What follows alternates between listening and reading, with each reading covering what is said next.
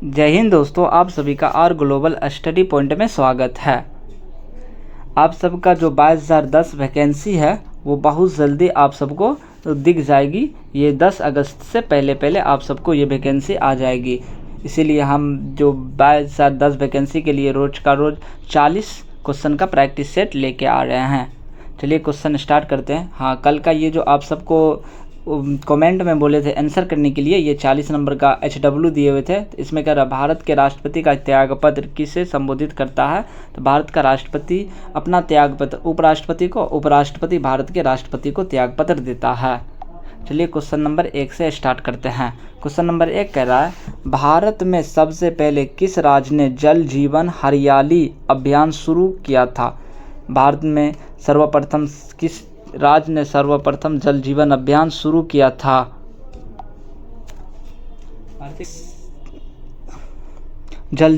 भारत में जल जीवन अभियान शुरू करने वाला पहला राज्य वो अपना बिहार है। यह कब शुरू हुआ था? 2 अक्टूबर 2019 को यह योजना शुरू किया गया था, जो गांधी जी के 150 यानी 150 जन्मदिन पर यह योजना शुरू किया गया था। और योजना शुरू करने वाला पहला राज्य बिहार है, तो इसका आंसर बी हो जाएगा।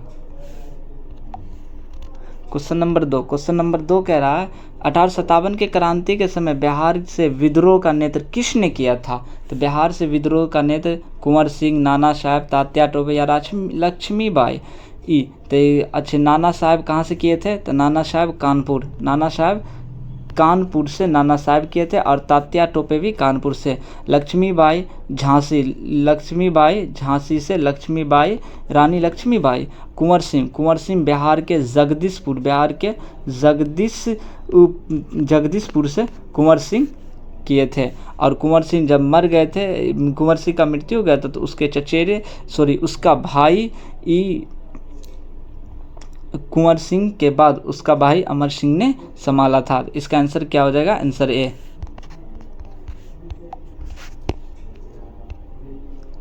Poverty and un British rule in India पुस्तक के लेखक कौन है? तो इस पुस्तक के लेखक है दादा भाई नौरोजी ने सर्वप्रथम इसी पुस्तक में राष्ट्रीय आय की गणना की थी। और भारत में राष्ट्रीय आय की गणना करने वाले पहले व्यक्ति कौन थे? दादा भाई नौरोजी। तो इसका आंसर क्या हो जाएगा? Answer C. भारत के संविधान की किस अनुसूची में 22 भाषाओं का उल्लेख है? तो अनुसूची 7, अनुसूची 8, अनुसूची 9, अनुसूची 10। तो अनुसूची 8 में 22 भाषाओं का उल्लेख है। कितने भाषा? 22 भाषाओं का उल्लेख है। और अनुसूची 7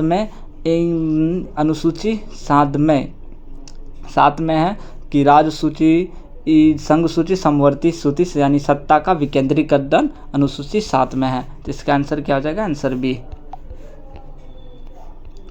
विश्व का सबसे बड़ा महाद्वीप कौन है?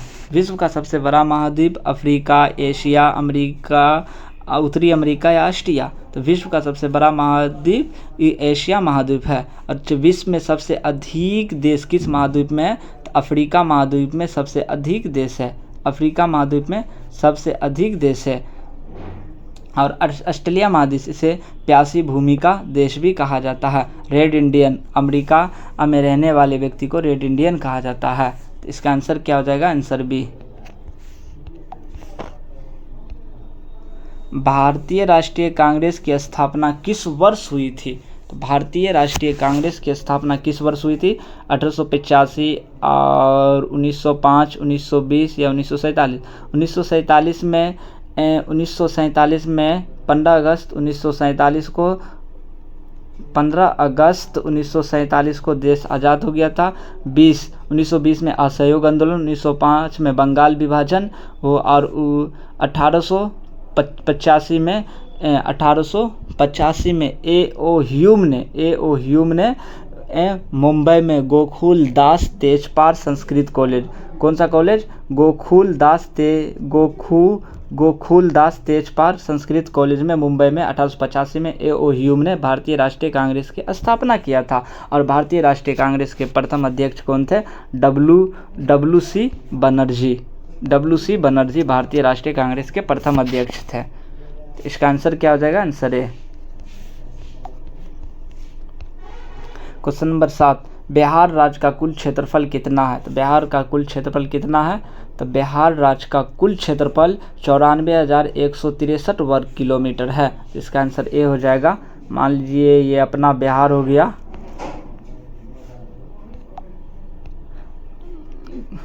ये बिहार हो गया ये, तो और इसका कुल क्षेत्रफल कितना हो गया? 94,163 वर्ग किलोमीटर। और उत्तर से दक्षिण कितना हो गया? 345 किलोमीटर, 345 किलोमीटर। और पूरब से पश्चिम कितना हो जाएगा? पूरब से पश्चिम 483 किलोमीटर। तो इसका आंसर क्या हो जाएगा? आंसर ए। भारत छोड़ो आंदोलन की शुरुआत कब हुई थी? तो भारत छोड़ो आंदोलन की शुरुआत 1942 में। अगस्त प्रस्ताव 1940 में, 8 अगस्त 1940 को अगस्त प्रस्ताव हुआ था। भारत छोड़ो आंदोलन की शुरुआत 8 अगस्त 1942 को भारत छोड़ो आंदोलन हुआ था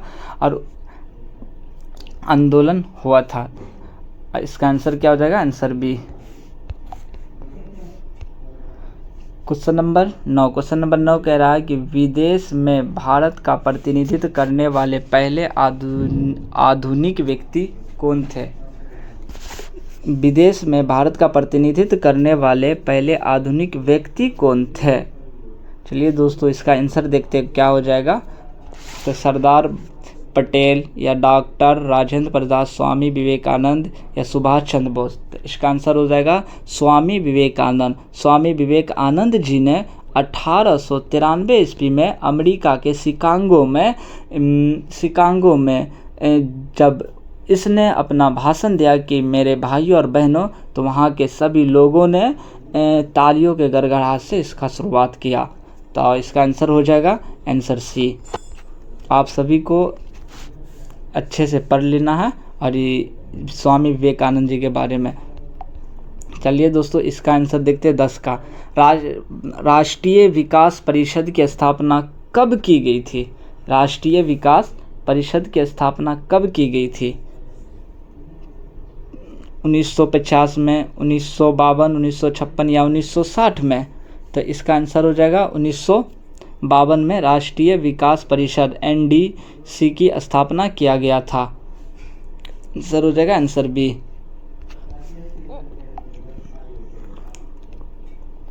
लोकसभा के एक सदस्य का सामान्य कार्यकाल कितना होता है? यानी लोकसभा के सदस्य का कार्यकाल कितना होता है? अच्छा, राज्यसभा के सदस्य का कार्यकाल कितना होता है? राज्यसभा के सदस्य का कार्यकाल कितना होता है? तो राज्यसभा के सदस्य का कार्यकाल 6 वर्ष होता है, 6 वर्ष होता है। और लोकसभा के सदस्य का कार्यकाल 5 वर्ष होता है। इसका आंसर बी हो जाएगा। क्वेश्चन नंबर 12 में कह रहा है दक्षिण भारत की सबसे ऊंची चोटी कौन सी है? दक्षिण भारत की सबसे ऊंची चोटी कौन सी है? तो दक्षिण भारत की सबसे ऊंची चोटी अन्ना मोइडी दक्षिण भारत की सबसे ऊंची चोटी है। डोडा बेटा नीलगिरी की सबसे ऊंची चोटी। डोडा बेटा है कहाँ? तो डोडा बेटा अब यहाँ पे डोडा बेटा नीलगिरी क्षेत्र यहाँ पे हो जाएगा। और डोडा बेटा इसकी सबसे ऊंची। गुरु शिखर आपको हो जाएगा ये राजस्थान, तो यहाँ पे हो जाएगा गुरु शिखर। ये हो गया यहाँ पे गुरु शिखर। और आपको महेंद्रगिरी यानी पश्चिमी घाट की सबसे ऊंची चोटी महेंद्रगिरी हो जाएगी। पश्चिमी घाट की उसी सबसे ऊंची चोटी महेंद्रगिरी यहाँ पे, इसकी सबसे ऊंची चोटी महेंद्रगिरी। तो इसका आंसर क्या हो जाएगा? आंसर ए। पूर्वी घाट की सबसे ऊंची चोटी, पश्चिमी नहीं, पूर्वी घाट की सबसे ऊंची चोटी महेंद्रगिरी हो जाएगी। पश्चिमी घाट की सबसे ऊंची अन्नामोइडी और दक्षिण का भी सबसे ऊंची चोटी अन्नामोइडी ही है।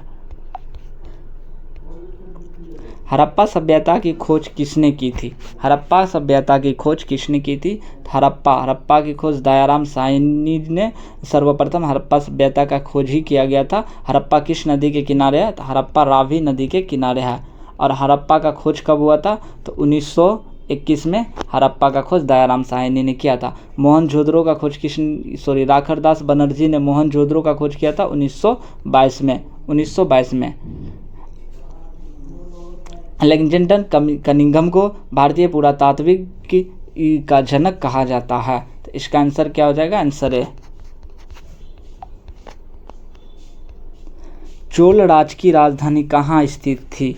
चोल राज की राजधानी कहाँ स्थित थी? तो चोल राज की राजधानी तंजौर। तंजौर कहाँ है? तमिलनाडु। तंजौर तमिलनाडु में है। तो इसका आंसर क्या हो जाएगा? Answer C. भारत के मुख्य चुनाव आयुक्त की नियुक्ति कौन करता है? भारत के मुख्य चुनाव आयुक्त की नियुक्ति राष्ट्रपति करता है। राष्ट्रपति। इसका आंसर बी। प्रधानमंत्री का नियुक्ति भी राष्ट्रपति ही करते हैं।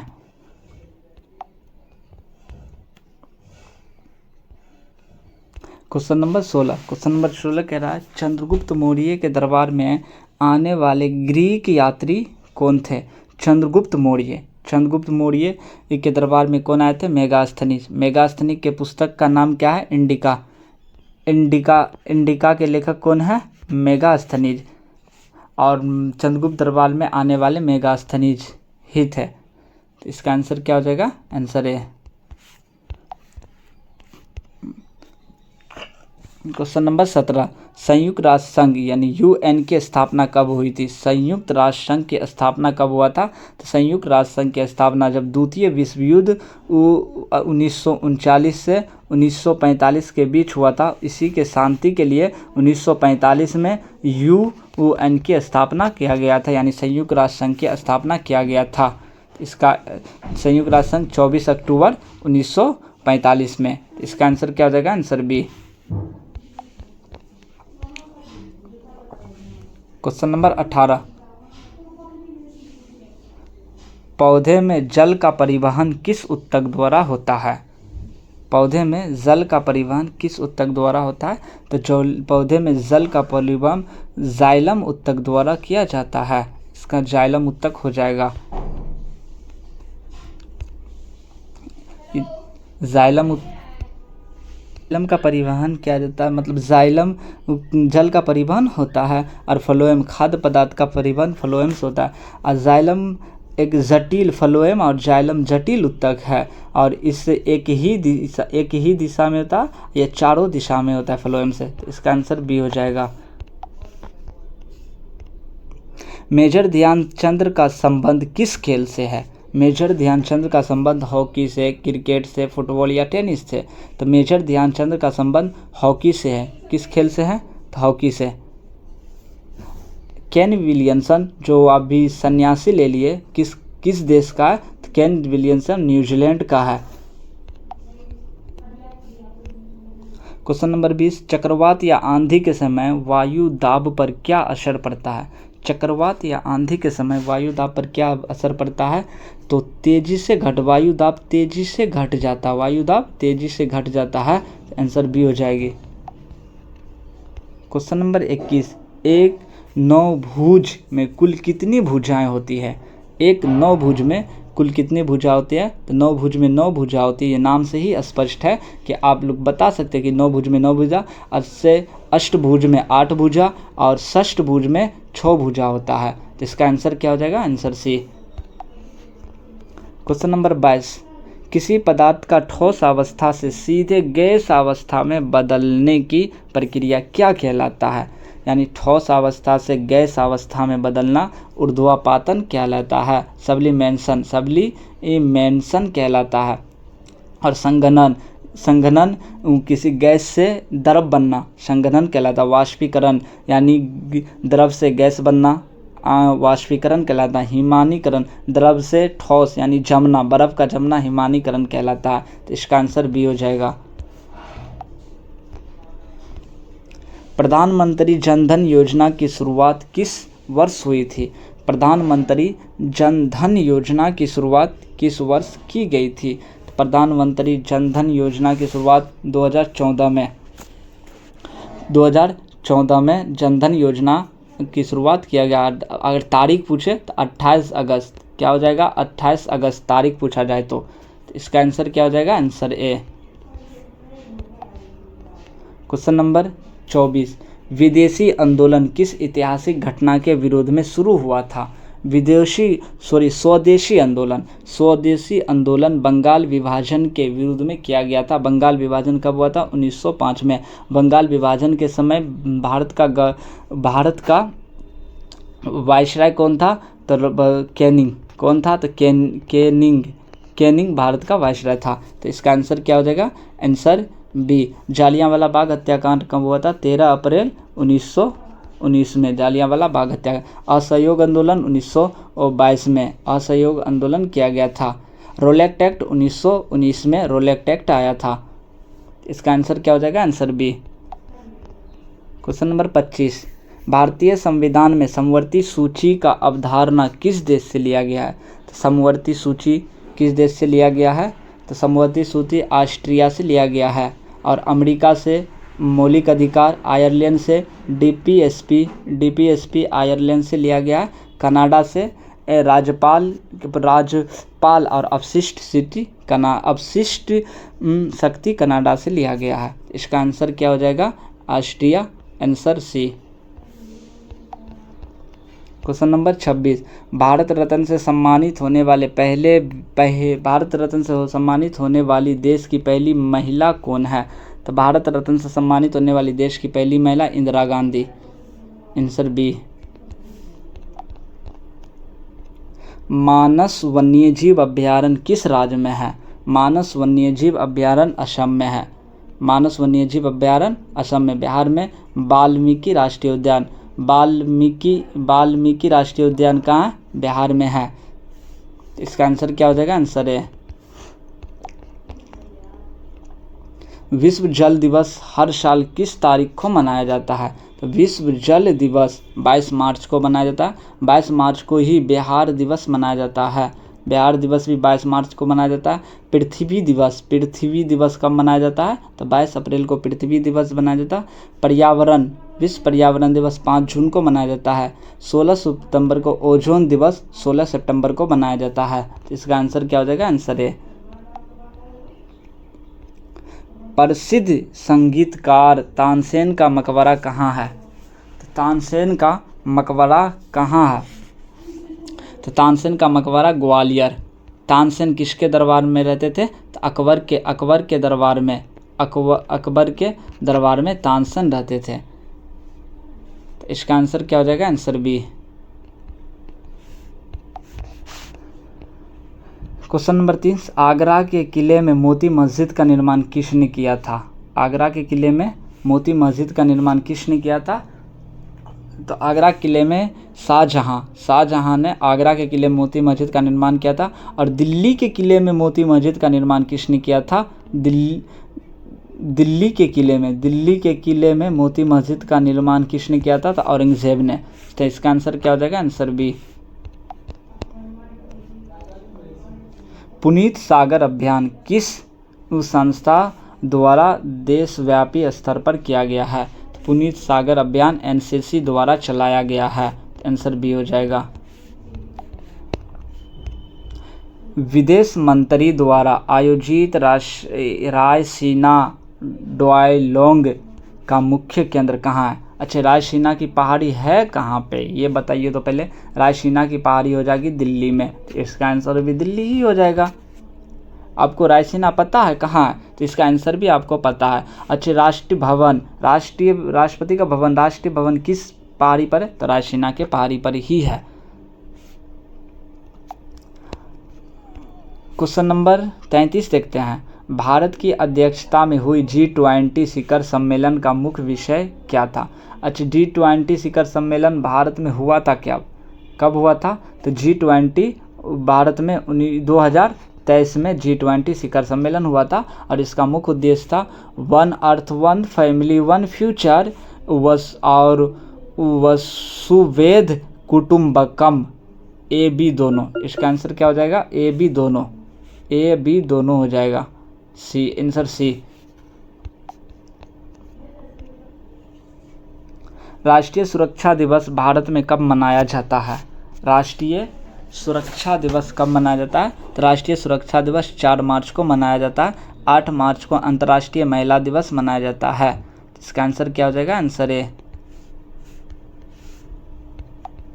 क्वेश्चन नंबर 35, स्वच्छ सर्वेक्षण में लगातार सबसे स्वच्छ शहर किताब किसने जीता है? स्वच्छ शहर का किताब वर्तमान में, मतलब जो स्वच्छ साफ सुथरा शहर, उसका किताब वर्तमान में कौन सा शहर जीता? इंदौर। इंदौर कहाँ है? मध्य प्रदेश। इंदौर मध्य प्रदेश। शेरशाह सूरी का मकबरा किस शहर में है? शेरशाह सूरी का मकबरा पटना, गया, सासाराम, भागलपुर। तो सासाराम, इसका आंसर सासाराम सी हो जाएगा। क्वेश्चन नंबर 37 कह रहा है कि भारतीय संविधान को संविधान सभा द्वारा अंतिम रूप से कब स्वीकार किया गया? भारतीय संविधान को संविधान सभा द्वारा अंतिम रूप से कब स्वीकार किया गया था? 26 जनवरी 1950 को, 26 नवंबर 1949 को, 15 अगस्त 1947 को, या 24 जनवरी 1950 को। तो इसका आंसर हो जाएगा 26 नवंबर 1949 को स्वीकार किया गया था। क्या किया गया था? स्वीकार। अब पूर्ण रूप से लागू कब किया गया था? तो लागू किया गया था 26 जनवरी 1950 को लागू किया गया था। तो इसका आंसर क्या हो जाएगा? Answer B. क्वेश्चन नंबर 38, प्रसिद्ध प्राचीन ग्रंथ कामसूत्र के लेखक कौन है? कामसूत्र के लेखक कौन है? वातास्यन। कामसूत्र के लेखक वातास्यन। अच्छा, चाणक्य, जिसे विष्णुगुप्त भी कहा जाता है, चाणक्य को ही विष्णुगुप्त भी कहा जाता है, विष्णुगुप्त। और चाणक्य ने क्या लिखा था? तो अर्थशास्त्र के लेखक कौन है? चाणक्य। कालिदास रघुवंशम, अभिज्ञान शकुंतलम के लेखक कौन है? कालिदास। इसका आंसर क्या हो जाता? Answer B.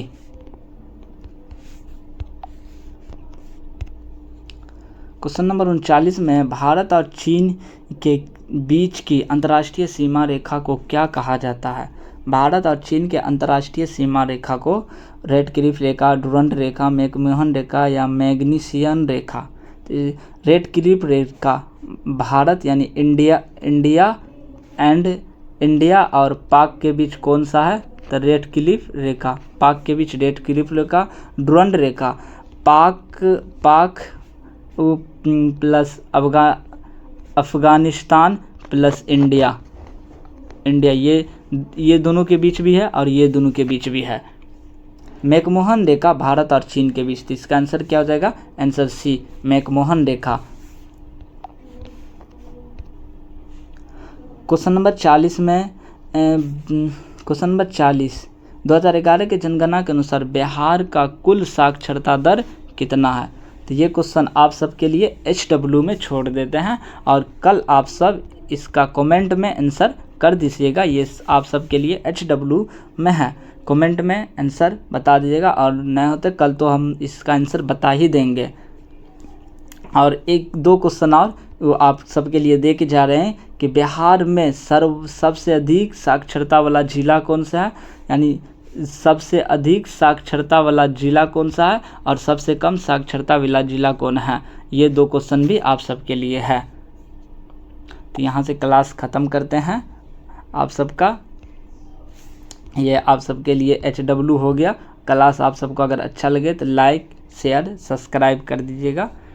जय हिंद, जय भारत।